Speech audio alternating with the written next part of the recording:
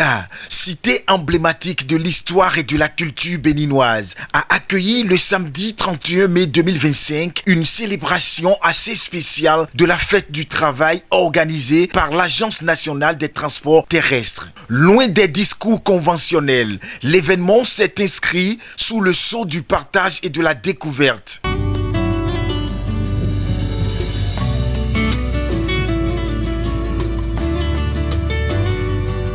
En ouverture de cette journée, marquée par la solidarité, les organisateurs ont posé un acte fort en faveur des enfants défavorisés. L'orphelinat Espoir d'enfants a ainsi reçu une généreuse donation composée essentiellement de vivres, traduisant une belle démonstration de fraternité et d'engagement social. On a voulu que ce jour, on puisse rester ensemble, manger ensemble, danser ensemble, partager toute une joie ensemble. Un geste empreint de la philosophie selon laquelle nul n'a le droit d'être heureux tout seul. On n'est jamais heureux seul.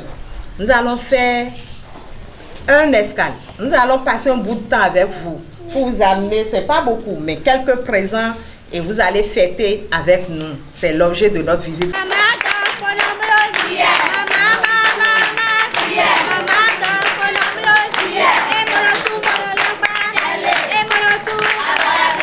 Dans la continuité, les participants ont pris la direction de l'un des sites les plus chargés de spiritualité et de mémoire du Bénin, la forêt sacrée de Ouidah.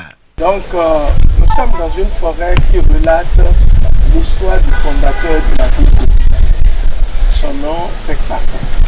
Il fait partie du royaume Ouidah. Cette hâte touristique a permis une immersion au cœur des croyances traditionnelles, favorisant un moment d'échange et de connexion avec l'histoire vivante du Bénin. Là, ici, nous sommes devant le Zangbetor. Zangbetor, c'est les gardiens de nuit. La journée s'est clôturée sous le signe de la convivialité, où échanges, allocutions, doléances et partages ont renforcé l'esprit de communauté. Monsieur le directeur général, nous tenons au nom des travailleurs à vous témoigner notre profonde gratitude et nous vous encourageons à persévérer dans les efforts afin que la dynamique enclenchée ne s'arrête en si bon chemin. Camarades travailleurs, je m'en voudrais de ne pas reconnaître votre détermination à œuvrer aux côtés du directeur général pour l'atteinte de cet objectif.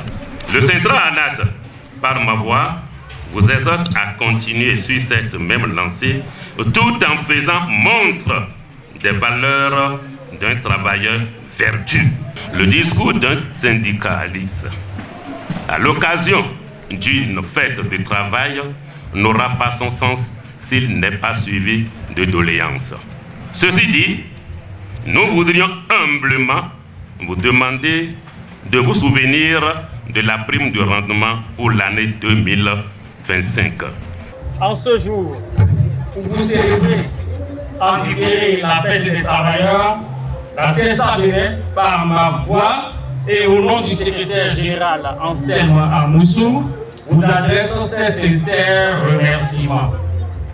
Remerciements pour votre engagement renouvelé dans la lutte de la classe ouvrière pour de meilleures conditions de vie et de travail des travailleurs. Et cela se constate par les résultats qu'on vient d'énumérer ici tout à l'heure. Remerciements aussi pour votre sens d'organisation et de responsabilité qui vous a permis d'être ici en ce jour et fier d'être travailleur de la NAT. La NAT, c'est une agence qui est sous tutelle du ministère du cadre de vie et des transports en charge du développement durable. Tout ce que nous avons fait, tout ce que nous avons pu réaliser ensemble, c'est grâce à l'accompagnement du gouvernement du Bénin à travers notre conseil d'administration. C'est vrai que le chemin est encore long, il y a beaucoup de choses à faire, mais ce que nous avons fait ensemble nous inspire et ça nous montre que nous sommes dans un bon chemin. Donc je voudrais continuer mon allocution en vous remerciant, à tout le monde, et d'où vous souhaitez de passer des bons moments dans cette fête du travail. Cette célébration en différé du 1er mai aura ainsi su allier responsabilité sociale et enrichissement culturel, prouvant que l'épanouissement professionnel passe aussi par l'engagement envers autrui et la valorisation du patrimoine.